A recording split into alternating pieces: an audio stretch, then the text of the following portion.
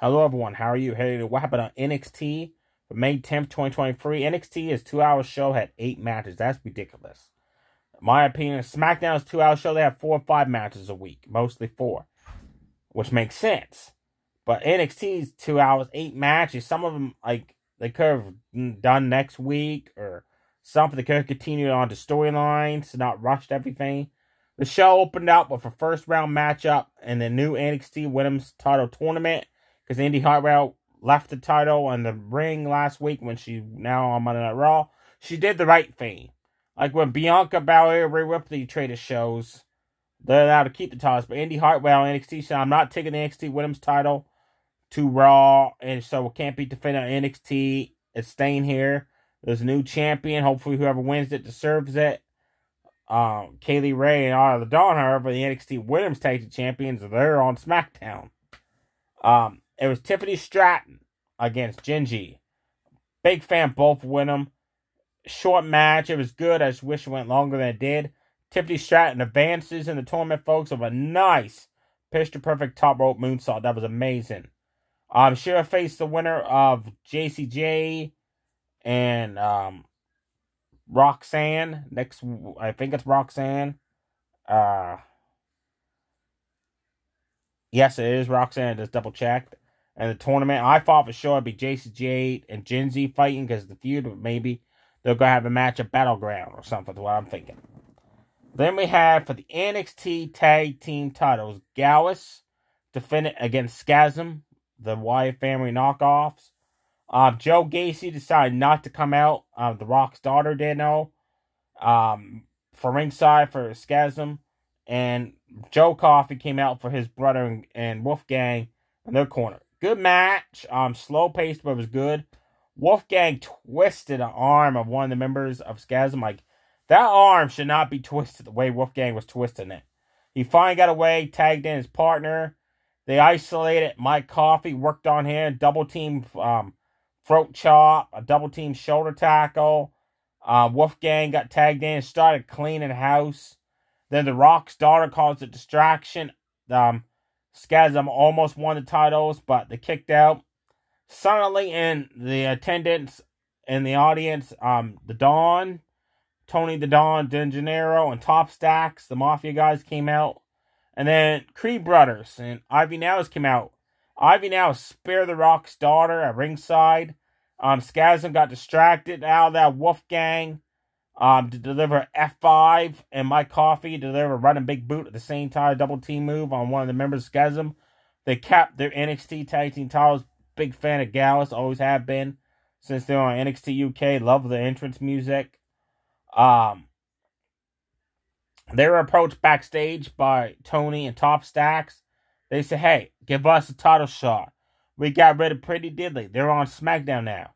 Give us a title shot. And the Gallus at NXT's local pub, we're going to call her, because they're at a pub, always. They said that, you're not getting one. And Top Stacks and Tony said, okay. But we're going to warn you should have given us one, because what we're going to do next, you ain't going to like. Then they left. So I'm curious what they got planned to get a title shot. Then we had Charlie Dempsey with Drew Gulak ringside, took on Ty the Bait with Wesley, the North American champion ringside. Fast match. Drew Gulak tried to get involved. Wesley stopped it. Ty the Bait went to do his finisher off the ropes. The referee did not see Drew Gulak smoke him with a right hand. That allowed Charlie Dempsey to pin him from behind for the 1-2-3. Next week at NXT, there will be a tag match with those 4 people that's announced. Ioff Dragunov came out. Dijak came out. Dijak was shocked. Dragunov showed up for the beatdown he gave them a couple weeks ago. Great match these two guys put on, folks. Hard-hand action. Once that bell rang, Dragunov was just attacking Dijak. Rapid-fire forearms. Back in the corner. I lost count how many freaking chops he did. But man, Dijak was reeling with those chops. The Dragunov delivered a running forearm, a running uppercut. He was all over Dijak, folks. The Dijak delivered that discus, spinning big boot he does, and then the clothesline.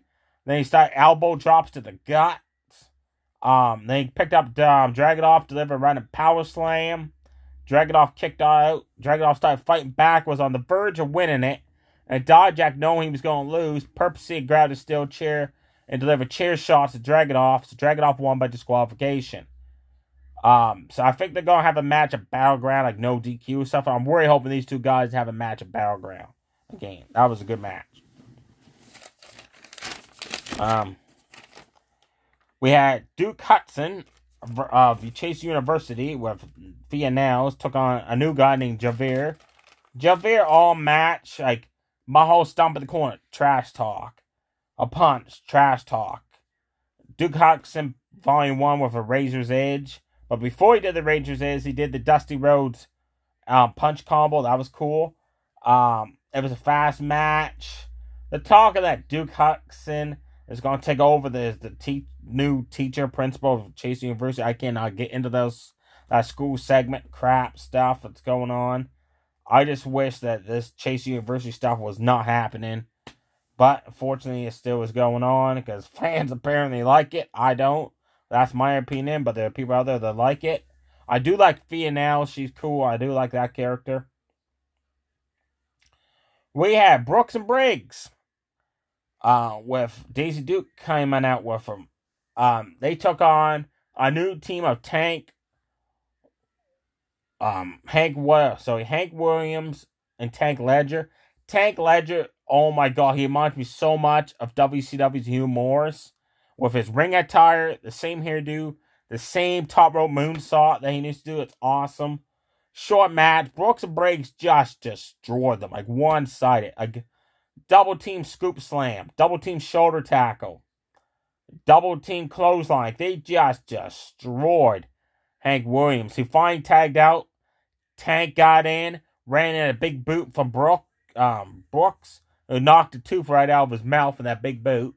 And then they deliver a double team move on him for the 1-2-3. But I noticed something. They attacked the guys before the match. So is this going to be a heel turn for Brooks and Briggs and Daisy Duke? Because I can't stand them as faces. But as heels, they can make it work. Which is cool. A first round matchup happened in the Women's Tag Team Tournament. Arlie Valkyrie, the Bird Warrior, I call her. Because NXT called the Bird Warrior. She took on former Daisy Duke, number 2, now going by the name Kaden James. Great match these two women put on. Kaden James delivered a powerbomb out of the corner, a gut buster, scoop slam. Ari Valkyrie started hitting with amazing kick strikes that connected every single one of them. Kaden James ran right into one hell of a roundhouse kick. Ari Valkyrie advances in the tournament. She's going to take on the winner of next week's first round matchup, which is, let's find out here. It is Daisy Duke and Corey Jade. Also announced for next week at NXT, the Creed brothers will face Scasm in tag team action.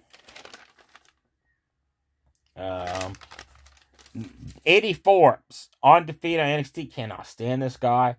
He took on Dim and Cap. Dim and Cap for the last couple weeks have been teasing him backstage, making fun of him as a newcomer. All match, Dim and Cap would deliver like a German suplex. A Death Valley driver, which he did, and almost ended up outside the ring. That was a funny moment there. That was a mistake, and he's like, I'm sorry that happened. That was funny.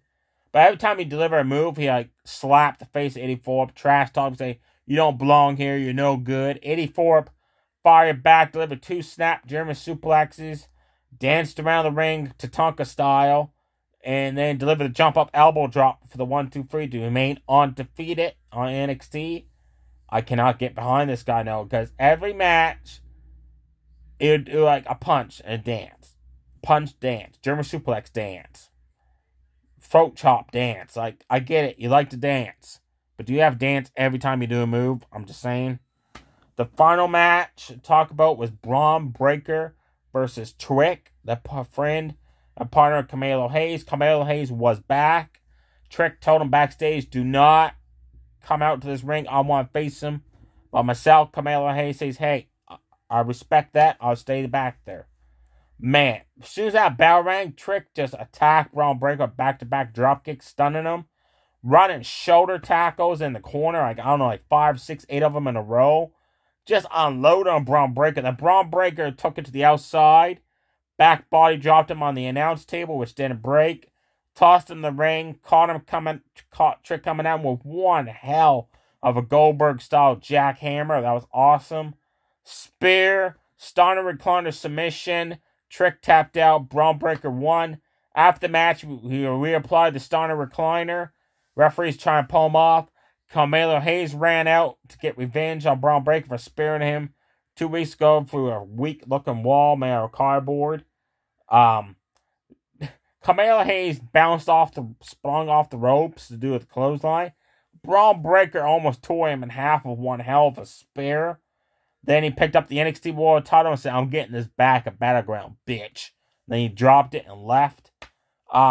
Check out that match between Braun Breaker and Trick. That was a good match, folks. There you have it. Let me know below in the comment section who you'd like to see win the NXT Women's Championship of the tournament. I got my fingers crossed for Tiffany Stratton. She's awesome to win it. What do you think of all the matches that happened? Do you think Brooks and Briggs and Daisy Duke are going to turn heel? Also, it showed a video package. Someone has taken out Soruka backstage, actually in the parking lot. Someone took out Nakia Lyons. Someone's taken out Wendy Chu. And it showed them on the screen backstage, and then it showed this woman watching it in a hoodie. Like, she was wearing a hoodie, so you're going to see her back too. And she said, "No one that knows expects me." So I'm curious who that woman is. Is it a newcomer? Is it a returning face on NXT? Or is it someone like Corey Jade or somebody that would not make sense? It's got to be somebody new or a returning woman, or for them to do this storyline. There you have it, folks. Stay safe, everybody. Too sweet. Bye.